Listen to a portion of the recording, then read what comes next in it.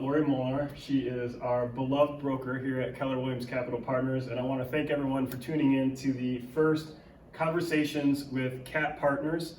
This is going to be a series of various conversations that we're going to have with people within the Market Center to kind of understand different levels of experience, different trends in real estate. We just want people to really understand who we are as Keller Williams Capital Partners and what insights we can share with them. And before we go any further, as you can tell, this is the first. I'm Taylor Colin. This is Jonathan Tomko. And once again, this is the beautiful Lorri Molnar. The old. And I guess to hit one more point, I think Jonathan and I started to have really good conversations, upstairs in the lunchroom. And we were like, why aren't we sharing this information, or why aren't we asking people appropriate questions that we're asking each other? And so that's kind of to bring it all into a nutshell. So here we are. Here we are. Lorri, how are you? I'm good. Thank you for being our voluntary first guest. It's my pleasure. So this is Lorri. She is our operating broker here at Keller Williams Capital Partners. She has so many different accolades that we were trying to figure all these out, and we almost broke into her office to start taking pictures of her wall because there's all these plaques and awards and whatnot. So I'll start with, she's been in the industry for 40 plus years. In 2020, she received the Distinguished Service Award by the Ohio Realtors. 2018 Broker of the Year. 2010 Excellence in Community Service Award. 2010 the Volunteer Shining Star Award. 2008 the Instructor of the Year. 1987 Realtor of the Year. And she has multiple designations that I'm not even going to start with. She's served on the following committees. She has been an active participant in the legislative and professional services areas of the association. Ohio.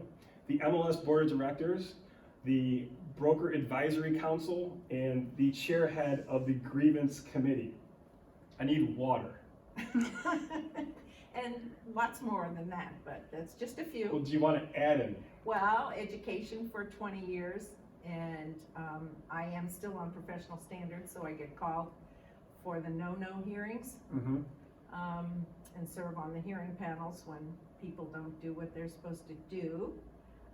Brian and I are both on professional standards from our office, so those are some things that I still do, and still on broker advisory, and like Still very active, very engaged. Still pretty much. Yeah, that's important. It is important. I have lifelong friends that I've met through my board stuff, now the association, and Ohio Realtors, and I wouldn't have known those people or respected them or had them mentor me without that involvement. So it's critical. Your connections. My connection. All over the state. I want to also mention, and probably most important, Lorri is a wife of 52 and a half years. Yep. She is the mother of 2 children, and she is the grandmother of 5 grandbabies. Yes. And also she is the oldest of 5 siblings. Correct. Wow. I mean, outside of like all of these accolades, and something that I come to Lorri for often is life advice, right? I call often to get wisdom, situations, check my thinking, and I really lean on you for things not even just real estate oriented, but outside that we apply personally, and I think that's very important and well worth mentioning, so thank you. You're welcome. And tomorrow, what else do we have in common? We both have the same birthday. Tomorrow is our birthday, right? So happy early birthday. Thank you. This is being recorded, so if you haven't wished her a happy birthday, you better wish her a happy birthday. It's a big one that I have tomorrow, so.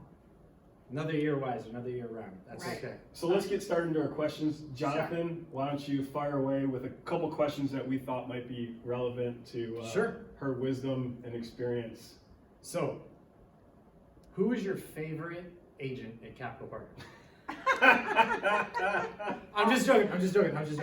All right, so let's say that you are brand new, right? And you just passed your exam, and you join Capital Partners. So in your first 30 days, what do you do? Like, what do you do to get your career going? What do you do to start? A lot of agents get a lot of different ideas and opinions, and if it was you, how would you do it? Well, I didn't have any guidance in my first 30 days at all. And I was new to a city and new to everything, and really didn't even have a friend group, and I had no family in Delaware, Ohio. So I made a lot of mistakes, and I had to relearn about lead generation even back then in 1977. So now I love teaching lead gen on day 2 of Quick Start, and make sure they understand that I'm coming from mistakes and what has worked and what has not worked. And so I give our agents what they need to do forever, but what their plan is for the first 30 days that I never had given to me, and I really had to learn the hard way. Sure. Can you get a little bit more specific for me in that? So I heard the word lead generation.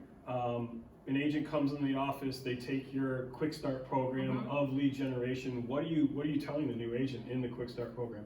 Well, the most important thing, and the thing I have connected with the new agents on most, is my introductory letter, letting my sphere know about my new career. And I have my letter in its handwritten form, and they take pictures of it and see. And most of them use it, and most of them love it, and it was a long time before I sat down and was able to put into words what I think you have to convey in that introductory letter and get that sphere working for you right off the bat. So I have it, and I still use it, and it seems to work. It seems to give them the first task, the first thing that has to happen, and from there are the follow-up phone calls and the scripts for that, and the rest of our plan for lead gen. So essentially just making sure your database, your sphere Right. knows what you're doing and you're asking for help. Right. And when I owned my own office, I learned that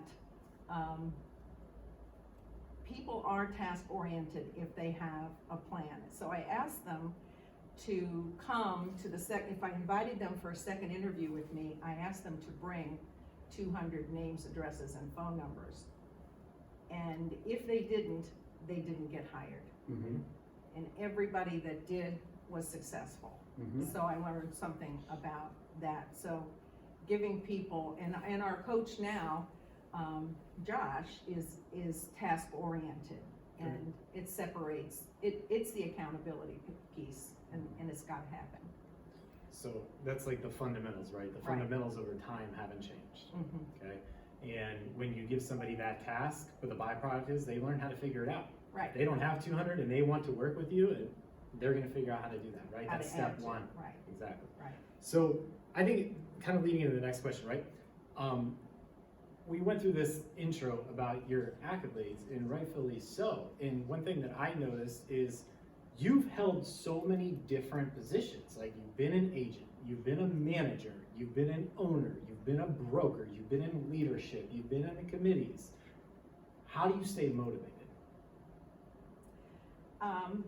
I am passionate about what it is we do, what we're involved in someone's life. I'm passionate about that. There are lots of different roles, and my passion now is transferred to you guys, because you're there with the clients, making meaningful impacts in their lives. So I get that transference. I know that you are, and if I've helped in any way, or guided, or was there for the issue that came up, then it's still my passion. It's still happening. It'll always be my passion, because there's nothing in my professional life, there's no other title. I mean, sure, yes, I'm the broker here, and that is a title, but my real title is Realtor. And I'll always be Realtor. It's amazing. I never can not be Realtor. That's a great answer. Thank you. You're welcome. So and I'm gonna move on to our next question, because I feel like there's a lot of changes that are happening in our industry, right? All over the place with COVID, with iBuyer, with all these different influences that are now trying to figure out new ways to do business, right? And the big one right now is COVID. So what I want to ask you is, what impact do you feel COVID has had on our industry? And then to take it one step further, if you want me to ask the second part after you answer the first, but where do you see some of the strengths and some of the challenges coming out of COVID? Because we're getting close, right? I mean, you and I can, if we're both vaccinated, I think we can hug now or something. But anyway, what are some of those strengths and challenges that you see on the opposite end of COVID? Well, I really don't think it's the huge issue today. I mean, we've come through something. The pandemic is global, and we've all had to change. Many of my friends in other states have been paralyzed by it, and we've been able to continue we were declared an essential business, so we've been able to continue here, so we've adapted. But there has always been change. But the biggest problem I think we have right now are the disruptors. The Zillows, the iBuyers, the disruptors who are trying to eliminate Realtor from the equation to make everything online and not with a real person. So that to me is a more critical problem than a pandemic would ever be, and we have to adapt to it. Right.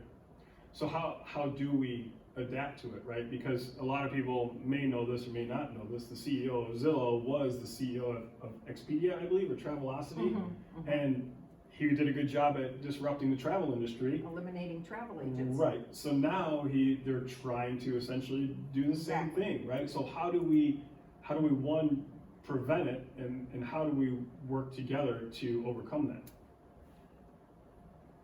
Well, it's just really critical that individual agents understand that we're still in a personal business, and there's still elements of the transaction that require us to handhold, to get people through what is the biggest transaction of most people's lifetimes. And so that cannot be done online. It really can't, and be done well. So that is the critical piece. How do Taylor, Jonathan, what do I bring to the table specific to my clientele? What is my value proposition? And we have to, as a market center, we have to develop, what is our value proposition? What do we bring? We solve problems, we get people results. So I think that's the critical piece. Strat planning at Columbus Realtors, which I'm a part of, is looking at all of this. And we may be part of a regional MLS in the not too distant future, because we have to improve our data, which is sadly lacking. It is certainly not 100% accurate. And there are people who want to buy our data, buy from the association, and we don't have accurate data to sell. Right. Interesting. And so we're working very feverishly behind the scenes to come up with a plan so that we have the data that you guys need for your clients, and we need to be the go-to, not Zillow. We need to be the go-to, Columbus Association of Realtors. Columbus 2020 looks to us, but our commercial people don't put stuff in. We don't have an integrated, our builders don't integrate their stats, so we need better data to be in the equation. Sure. Some things that are going on that I think the average agent doesn't even realize that we focus on, at the association level. So on an individual level, right, there's over 8,000 licensees in our Columbus MLS. 9 now. 9,000 for a variety of Over different 500 people got their license during COVID and joined our association. So now you may be competing with your client's brother all of a sudden. That might be your new competition going forward. And that is happening. Right. Yeah. And we have 0.6 supply, Months of inventory. which is less than a month. Yep. For 9,000 licensees in Right. Columbus Realtors to sell. I think that's where you're going, right, No, Jonathan? like, I guess part of my question is, on the individual level, how does an agent stand out in such a diluted environment? And then a follow-up is, where do you see that going? Cause that is such a disparity and that is so skewed for an industry. Like, what do you see in the next maybe 2 years? Well, I think there will be a shift in the market, and as things kind of level out, and people will either get back to their employment or not. There'll be, kind of shift, but we don't have the supply. We do not have the housing for the employment that we have or is predicted to be had. So there will always be demand here. Wall Street Journal had us in the top 20 emerging markets. Akron and North Canton amazingly made that as well. Springfield, Ohio was number 3. Right. I mean, so, and now we're selling in Springfield for people who work over here. So, it's emerging, it's growing, and we'll just have to see how that shakes out. But still, a new agent can compete because they have their sphere, their database, and it becomes more critical that they understand that they're not competing with 9,000 other people in their database.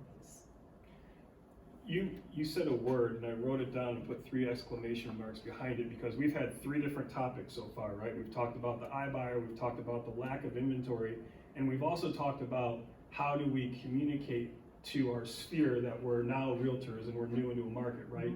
And the word that really resonated with me was value. How do you understand the value that you're going to be driving forward to clients and it kind of solves a lot of the issues that we talked about, right?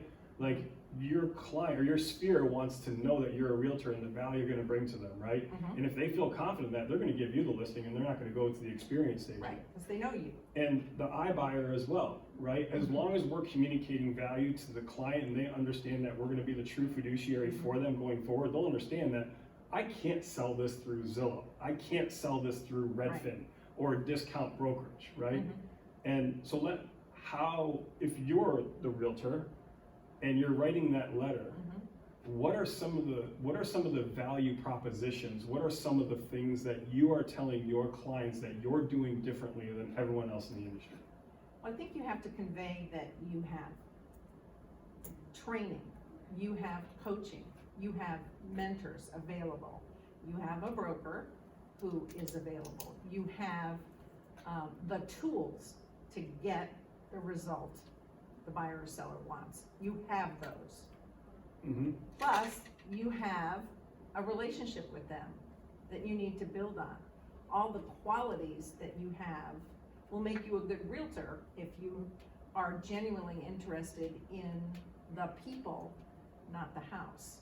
How many times have we heard Jason Abrams say, people do business with people they like, know, and trust? And really, you only have about 5 minutes to get someone to like you and trust you, who's a stranger.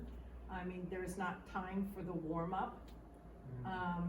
When I had to become a broker here, I had to gain your trust pretty quickly, and I had to know that I would be able to do that confidently, or I wouldn't have done it. I mean, because it's a daunting thing. I walked into your office and I saw all those plaques and I was like, okay, trust is now, you earn my trust when you start to see the experience. But I see what you're saying. Yeah, I don't think that, and those plaques weren't there day one, they were in boxes, and I had to come in here and talk to 200 people and let them know that I had their back.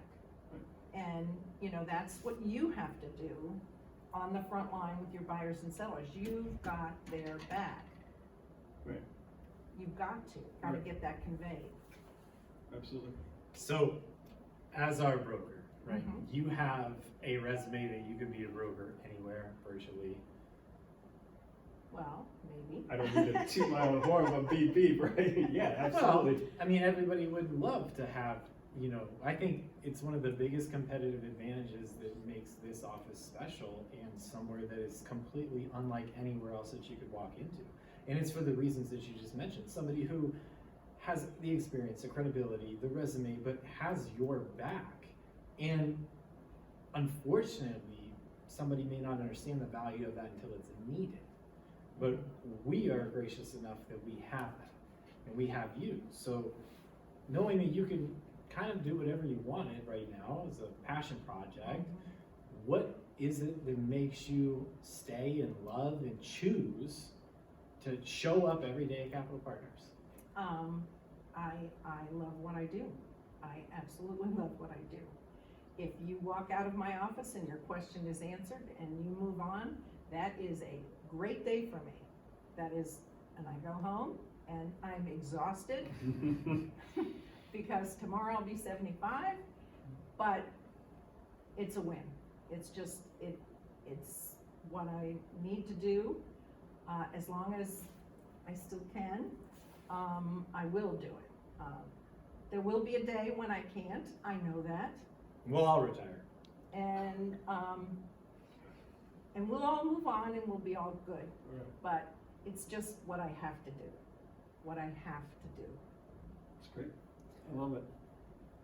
So I have a question. What is something that, like, in your early years, right, that you learned that you still... Way back. Well, just like maybe not in the last, 5 or 10, because this is a different kind of market, and you've had numerous different positions, and you have numerous experiences. So to tap into some of that, what is something that you learned maybe early on that stayed with you, that you still share with people that you're training, that you still use even today? Like lead gen was a good example. That was a fundamental that has stuck the test of time. Is there another one? Well, it's part of Legion, but the whole communication piece. The words that you use, the communication that you have.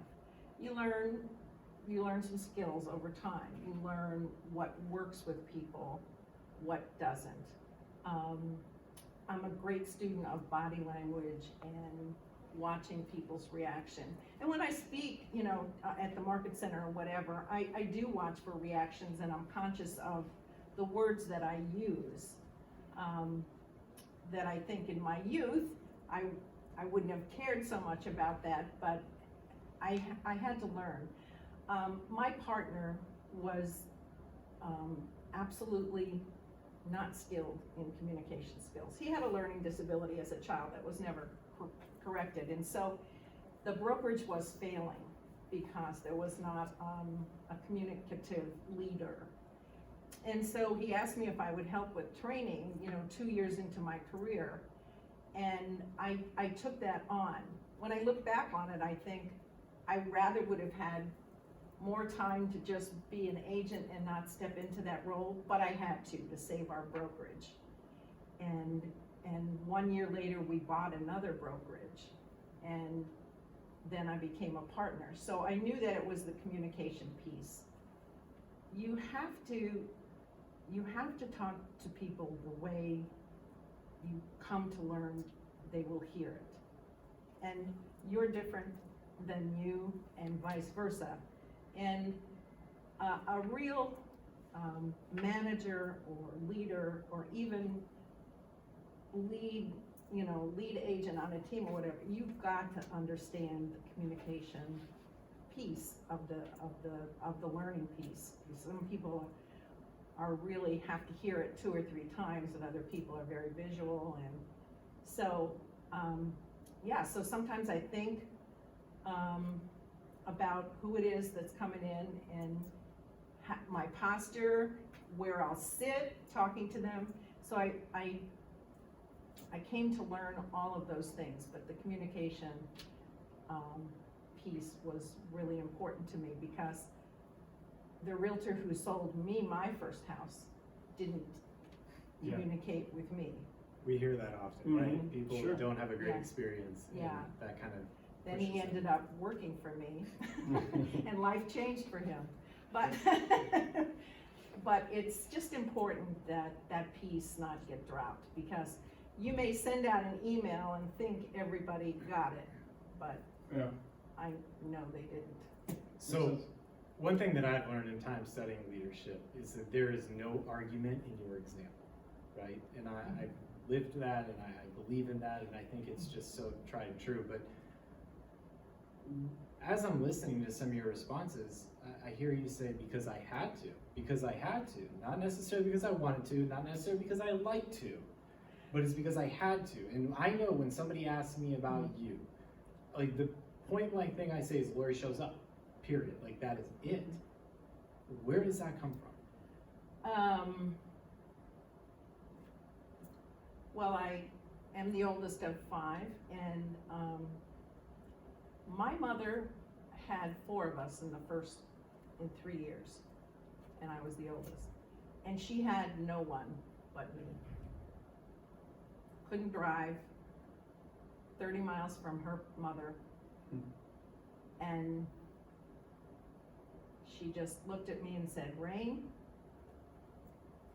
it's you and me." And I think, so from, I had to step up and be there.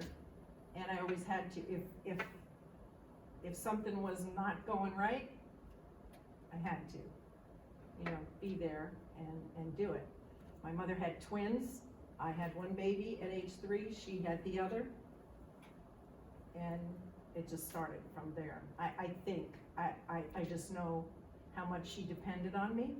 I know how much my partner depended on me, and I had to show up. Awesome. That's unbelievable. Thanks for asking that question. Because that was not something that was written down, and we had to come up with that, and what a great answer. So let's, we'll move on to the rapid fire section, Holy I guess, smokes. right? I need water. Go ahead. Want a I'll drink? pause for a second. Rapid right. fire. Right. So we got a series of 4 questions that we came up with, not necessarily pertaining to real estate, and I'll ask these to you, and you can keep it as short and sweet if you'd like, or if you'd like to elaborate, you're welcome to do that as well. If you could have a gigantic billboard anywhere with anything on it, what would it say? The best nana in the world. The best nana in the world. I love it. Let me get you a Christmas one. Another one. How has failure or apparent failure set you up for success, and do you have a favorite failure? Wow. Well, one that's been forever in my mind was I lost a very critical award in high school, and I was editor-in-chief of the yearbook, and our advisor, a nun, gave the award to somebody else.